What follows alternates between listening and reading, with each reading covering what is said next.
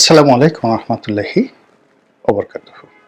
সম্মানিত দর্শক, এই বাংলায় এখন কতগুলো আরবি শব্দ দারুণভাবে ব্যবহৃত হচ্ছে। মজলুম, জালেম, তারপর আরো অনেক কথা। তো এগুলোর সঙ্গে ধর্ম জড়িত, কর্ম জড়িত, কোরআন জড়িত, হাদিস জড়িত, ফলে খুব সতর্কভাবে এই বিষয়গুলোকে নিয়ে আলোচনা করতে হবে। আমি আসলে অনেক বিষয়গুলো যুক্ত করতে চেয়েছিলাম, কিন্তু মানুষের ধর্মীয় ভাবাবেগে আঘাত লাগতে পারে, এই জন্য এই কথাগুলো বলছি না। এর কারণ হলো, আপনাদের অনেকেরই মনে আছে যে মাওলানা দেলোয়ার হোসেন সাঈদী তার যে বিখ্যাত একটি কৌতুক, একটি শায়ের, সেটি হলো এ হাল তেরা চাল হ্যায় মকসুদ তেরা মাল হ্যায় লাখো কো আন্ধা কর দেয়া। অর্থাৎ তুমি যে যা কিছু করছো, সেটা দাড়ি বলো, টুপি বলো, গেরুয়া বলো, মানে এই হাল, একটা সুরত তুমি ধরেছ, এটা মানুষকে বেকুব বানানোর জন্য, এবং মানুষকে বেকুব বানিয়ে তার কাছ থেকে অর্থ রোজগার করাই হলো তোমার মূল ধান্দা। এটা হলো ওনার শায়ের, কবিতা। আর উনি আরেকটা কৌতুক বলতেন। কৌতুকটা হলো যে আরব দেশের কৌতুক। তো দুই অলস তারা সিদ্ধান্ত নিয়েছে তারা কোনো কিছু করবে না এবং নিজের হাত দিয়ে কোনো কিছু করবে না, আল্লাহ তাদেরকে খাইয়ে দেবে।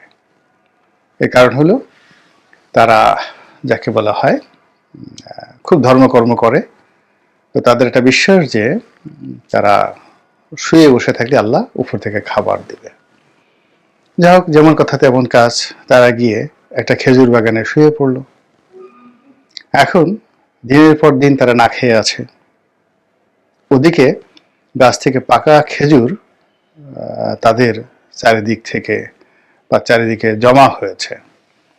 এখন কেউ আসে না, কোনো ফেরেশতা আসে না, কেউ আসে না।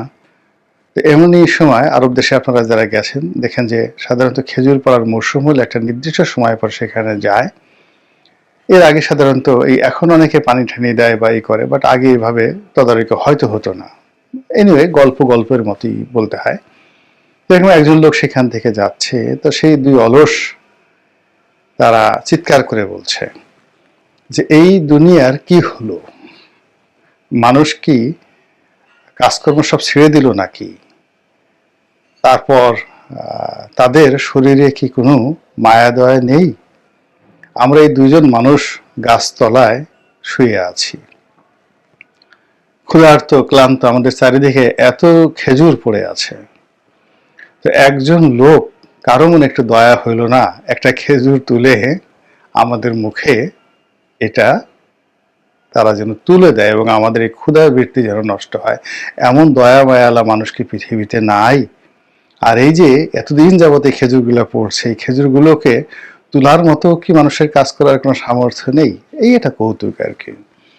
এটা বললাম এই কারণে যে এখন এই সময়টিতে দেখবেন যে ইসলামপন্থী, ধর্মপন্থী, তাদের নিদারুণ তৎপরতা। ইসলামপন্থী বলতে শিয়া বলেন, সুন্নি বলেন, তারপরে তাবলিগি বলেন, জামাতি বলেন, ওহাবি বলেন, হেফাজতি বলেন, তারপরে আব্বাসি বলেন, তাহিরি বলেন, সবাই যার যার অবস্থানে একেবারে বাক শক্তির সর্বোচ্চ তারা ব্যবহার করে মাঠে ময়দানে একেবারে ওয়াজের বন্যা বয়ে দিচ্ছে।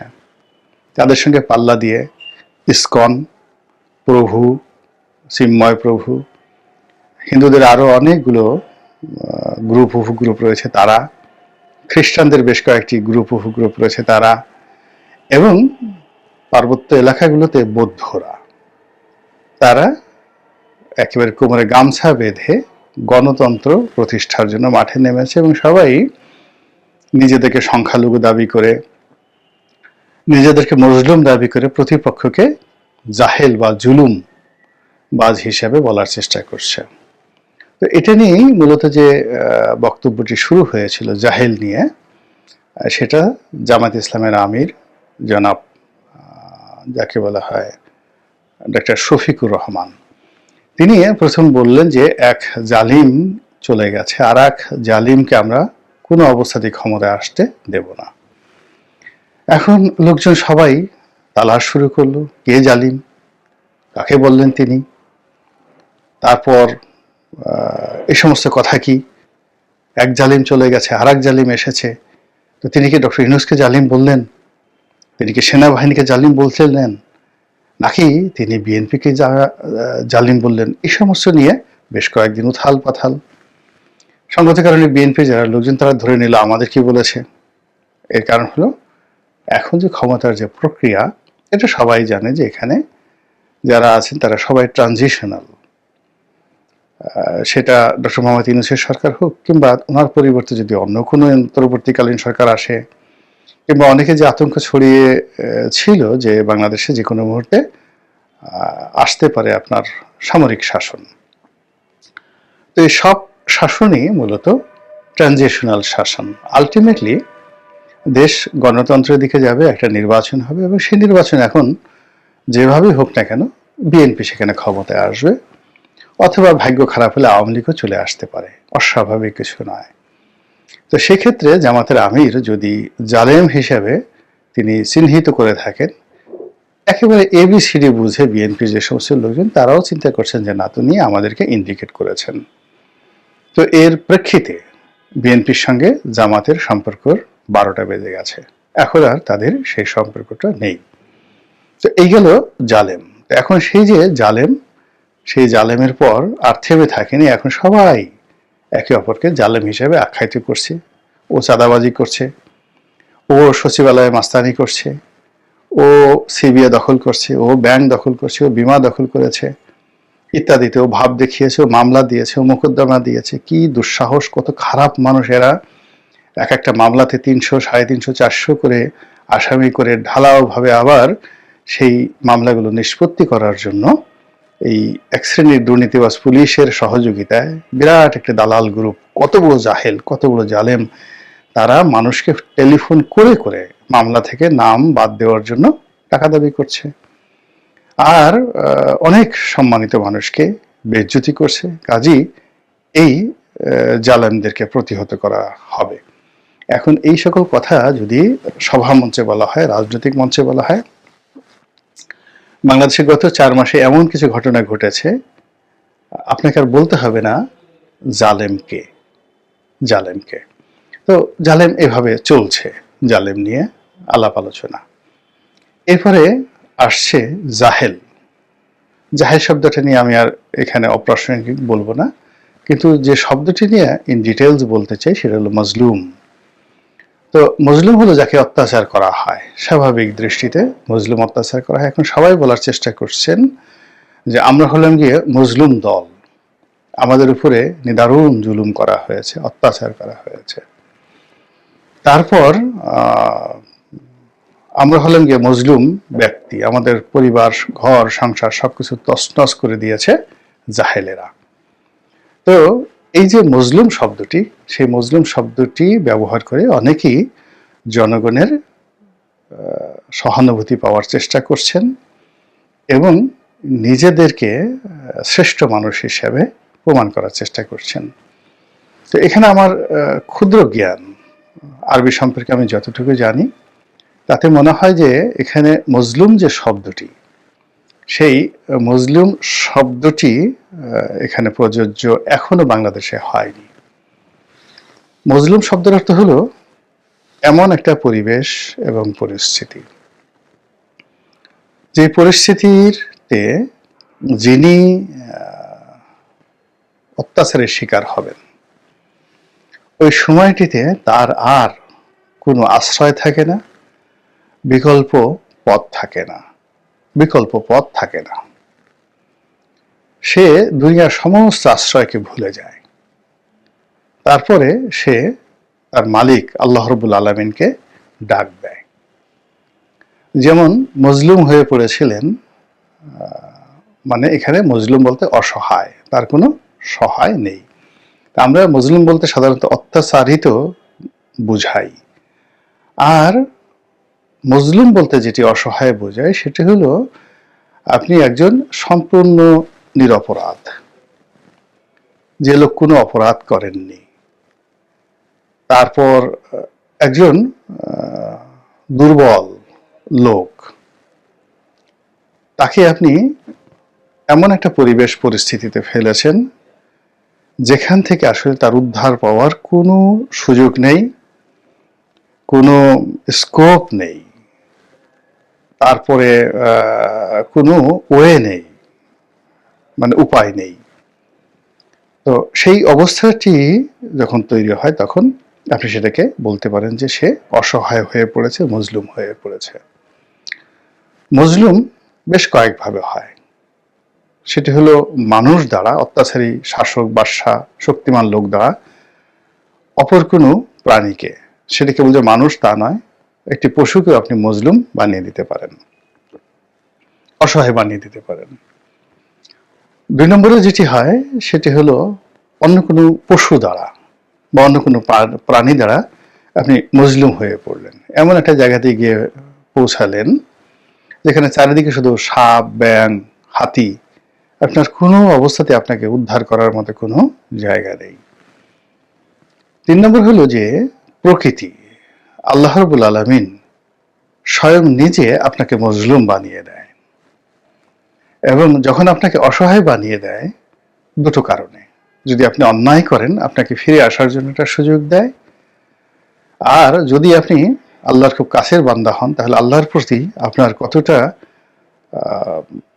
ভরসা রয়েছে সেটা প্রমাণের জন্য। যেমন হযরত ইউনূস আলাইহিস সালাম এবং হযরত ইব্রাহিম আলাইহিস সালাম, তাদের জীবনের যে ঘটনা, তারা যে মজলুম হয়ে পড়েছিলেন, এটি আল্লাহর পক্ষ থেকে একটা পরীক্ষা ছিল।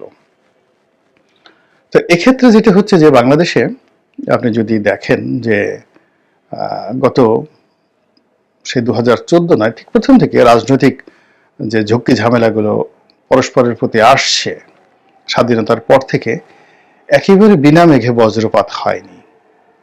তাদের দোষ আছে, ত্রুটি আছে, অন্যায় আছে। অর্থাৎ আপনি রাজাকার, কিন্তু এখনো বলছেন যে আমি রাজাকার না, আমি সাধু। আপনি আলবদর, আপনি বলছেন যে নো, আলবদর না, কিসের আলবদর, আমি ভালো। তারপর আপনি ব্যাংক লুটেরা, আপনি সেই রাষ্ট্রের শত শত না হাজার হাজার কোটি টাকা লুটপাট করেছেন। আপনি মিথ্যা কথা বলে মানুষকে বিভ্রান্ত করেছেন, আপনি সরকারের বিরুদ্ধে চক্রান্ত করেছেন, দাম্ভিকতা দেখিয়েছেন, সম্মানিত লোককে সম্মান করেননি। ধরেন একজন মন্ত্রী, একজন এমপি, একজন প্রধানমন্ত্রী, আপনি তাকে একটা পশমের মতো মনে করছেন, করে তার উপর আপনি জুলুম করছেন। ফলে তার উপর যখন আপনি জুলুম করছেন, সে যখন সেটাকে আপনাকে কাউন্টার ফেরত দিচ্ছে, হয়তো আপনি করেছেন 100টা, আপনাকে এখানে 1 মণ ফেরত দেওয়া হলো, আর আপনি বলছেন আমি মজলুম, কাজী এই মজলুমটা হবে না। তো এখানে বাংলাদেশে যে ঘটনা ঘটছে, যারা নিজেদেরকে মজলুম বলছেন তারা প্রথমত শর্ত ভঙ্গ করছেন যে মজলুমরা করে কি, এই প্রকৃতিগতভাবে বিপদের মধ্যে পড়ে তারা কেবলই মাত্র আল্লাহকে ডাকে, আর কাউকে তারা ডাকে না। দুনিয়ার মানুষের প্রতি তাদের কোনো ভরসা নেই।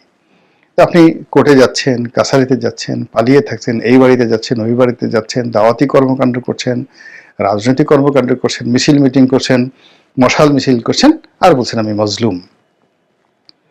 এখানে মজলুম শব্দটি প্রযোজ্য হবে না, এটা আমার যে ক্ষুদ্র বুদ্ধি সেই বুদ্ধি অনুযায়ী।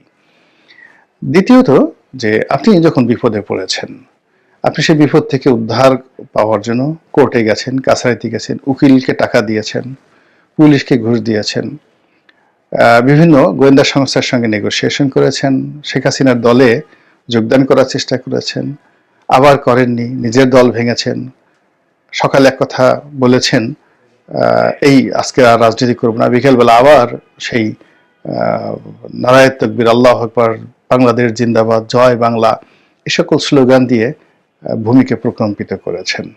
তাহলে আল্লাহর প্রতি যে আপনার নির্ভরতা বা আল্লাহর কাছে বিচার যে চাওয়া, অসহায় অবস্থা, এটি মজলুম নয়।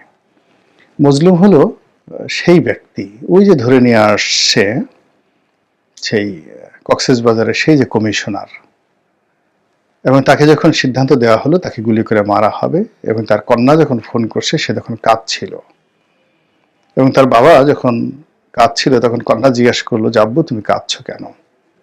সেই কমিশনার একরাম হত্যাকাণ্ড। এগুলো হলো মজলুম। একটা মানুষকে এমন একটা অবস্থার মধ্যে ফেলে দেওয়া হয় যখন তার আর কোনো ওয়ে থাকে না। সেই দিক থেকে বাংলাদেশের রাজনৈতিক অঙ্গনে আসলে মজলুম বলে কোনো শব্দ আমি এখনো পর্যন্ত পাইনি।